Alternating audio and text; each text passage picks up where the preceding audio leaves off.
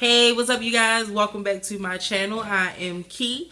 If you are new here and you like what I do, please subscribe, comment, thumbs up this video, share it, retweet it, or whatever it is that you need to do to help support your girl. And if you are not new here, welcome back, family.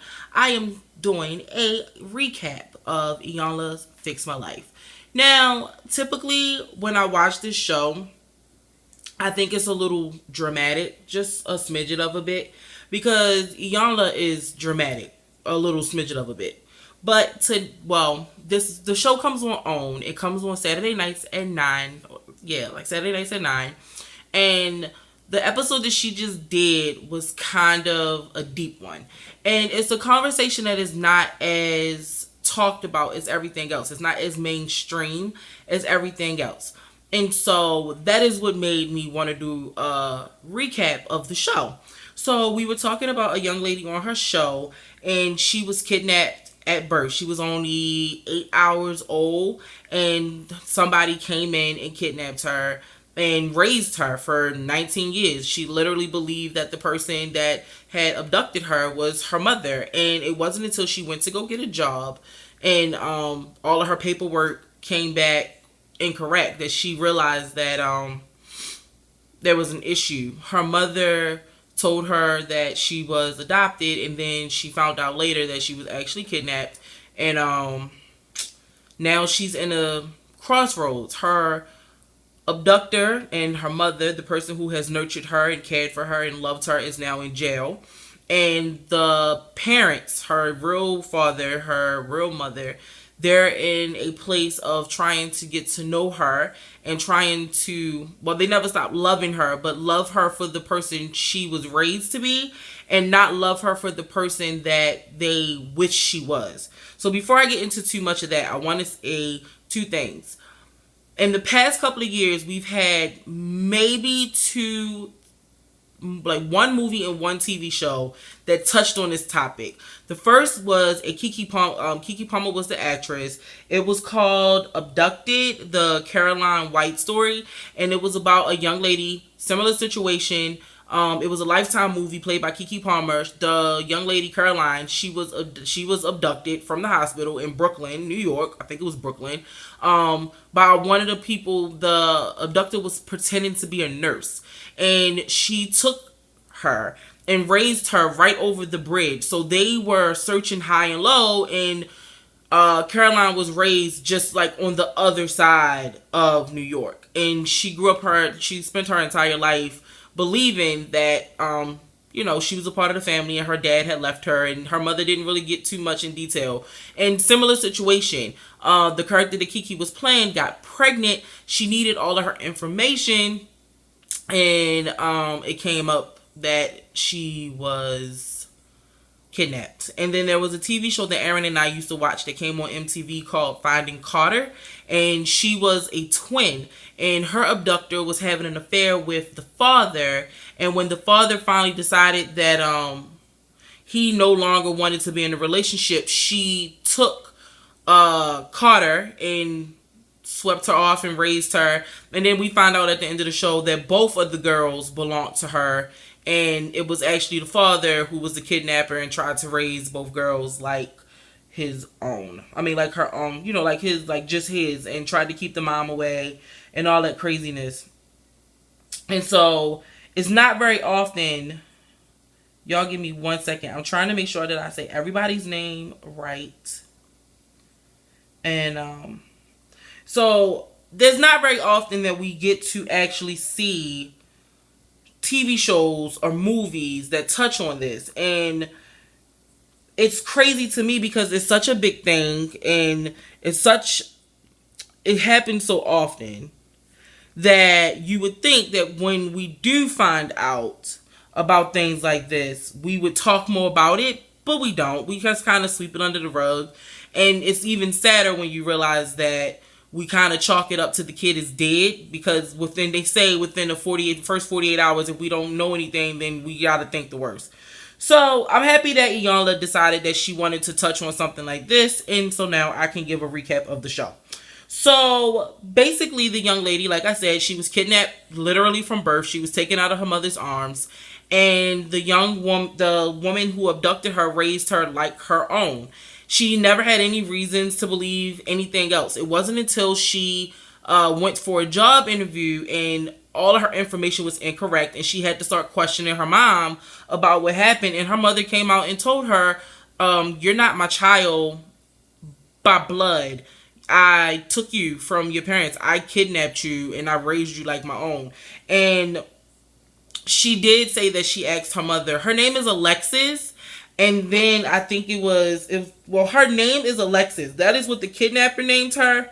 But Kamaya, her birth parents named her Kamaya. So they called her Alexis Kamaya Alexis or Alexis Kamaya. I'm not sure how Iyanla worded it, but those are her names. That is what she's known by on her birth certificate, and then what she's known by her abductor. So when Iyanla brought her in, she's 19 by the way. When Iyanla brought her in, Iyanla was saying things like, you have a lot of secrets and a lot of lies. And she immediately got defensive. She started to defend her kidnapper, her mom, her mother. She started to defend her because for her, she felt like, don't call her a liar. And Iyanla was trying to get her to understand that that is literally what your mother did. She lied to you all these years. She had you believing that you were someone that you're not. That's a liar. And she's like, I understand all that, but please do not call her a liar. And Iyanla's just trying to get her to open up, but you can tell that she was shut down, and you can tell that she was uncomfortable, and you can tell that she really didn't want to be there. And we find out that all of those things are true, and the only reason she agreed to come on the show is because her birth mother had reached out to Iyanla and said that she needed help to heal her family because of the situation, and then the birth mother did not come. So Iyanla took Kamaya, I'm gonna call her Alexis because that's, took Alexis to all white room, and it was kind of supposed to be like a rebirth. So all white, white is supposed to be pure. And up on the wall there was a picture of a guy in a fetal position, and she was just trying to get her to open up because she just kept saying she didn't have any feelings. She doesn't choose one mother over another. She just tells people that she has two moms. And Iyanla asked her, did she understand why her mother, the woman who raised her, was in jail? And she said, yeah, she did something wrong. She took me from my birth mother, and that was wrong, and now she's in jail for that. So Iyanla leaves her in a room to do a couple of assignments or whatever. She goes downstairs to talk to her dad. And the problem that I have with everybody that was supposed to be in this circle is, one, the young lady's mother didn't show up, and it was her who reached out to the show. I had a problem with that. How do you expect anything to get fixed if you yourself are not showing up? Two, the father is so unrealistic about the relationship that he's getting ready to have with her that Iyanla had to let him know that he needed to accept that this young lady accepted and loved or loves and wants to continue to have a relationship with the person who kidnapped her. And she says herself that my life was fine up until she went to jail. Everything was okay until she went to jail. And now that she's in jail, I'm just kind of stuck. Like, I don't know what to do, but I'm going to continue to love her, and I'm going to continue to have her back. And it was just the weirdest thing because you can tell nobody really wanted to be there. And I feel like nobody wanted to be there because the person who initiated this healing process did not show up. So as the show progresses, Iyanla has them do a couple of little assignments. You know how you got, and if you don't know, Iyanla is like dramatic and everything is like theatrical. And I really just think that's how she is in general. I don't think it's for a TV show. I just think that's how she is because even when you see her in other things, that's kind of her personality. But anyway, Iyanla lets the father, the boyfriend, and the stepmother know that she wants to keep Alexis. She wants her to stay the night. She wants her to heal. She wants her to start opening up. And the only way that she can get her to do that is if she gets her a little upset with her. And she was like, she would rather get her upset than to tear her down. So she said, I'm going to send you guys home. She said, I got an assignment. I'm going to send you guys home. I'm going to get her to get upset with me. I'm going to let her know that I want her to stay the night. And that if she tries to reach out to you guys, then you guys aren't going to pick up the phone. So everybody immediately got worried. And that said to me that they knew she was kind of angry, but they didn't want to say that. You know what I mean? Like, everybody's kind of tiptoeing around her because it's already a really, really touchy situation, and you don't want to lose her, and you don't want to upset her. And she's kind of doing the same thing. She doesn't want to share any real feelings because she doesn't want to upset anybody, and she doesn't want to lose anybody. So Iyanla goes back upstairs and she lets her know, hey, listen, I want you to stay the night. I want you to try to heal. And immediately she's like, I'm not sure about this. She's like, listen, if you want to leave, you can. But I'm telling you, you never had a choice in anything else. And you have a choice in this. You have a choice to heal in this moment. And she walks out of the room. And for a moment, you think Alexis is going to stay. And then Iyanla peeks her head back in and she's like, hey, by the way, I told your boyfriend, who names I forgot, I told your boyfriend, your stepmom, and your dad that if you call them to not pick up. And she flips. The first 20 to 30 minutes of the show, she acted like she didn't care. She acted like she had no emotion. She acted like she had no feelings. But the moment Iyanla told her that she was to not, like, she could reach out to them all they want, like all she wanted, but they were not going to answer the phone, she turned into something else. Like, I mean, all that rage and that anger and that pent up frustration, she started calling Iyanla out of her name, started threatening to stab her, started talking.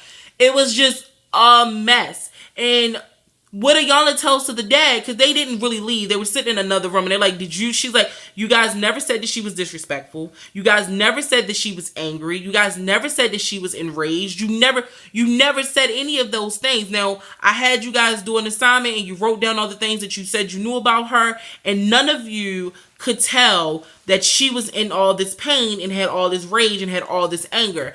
And so it started to get so out of control. The father had to, of course, step in, and he had to try to calm her down, and she's like, tell this old bitch I'll slap her. And I mean, we see people freak out on Iyanla a lot, but that was like a bomb waiting to explode. And the minute that she felt like everybody had left her and everybody had abandoned her, it did. She blew up. She blew up so much so that you see, I don't know who watches the show, but Iyanla's kids work for her.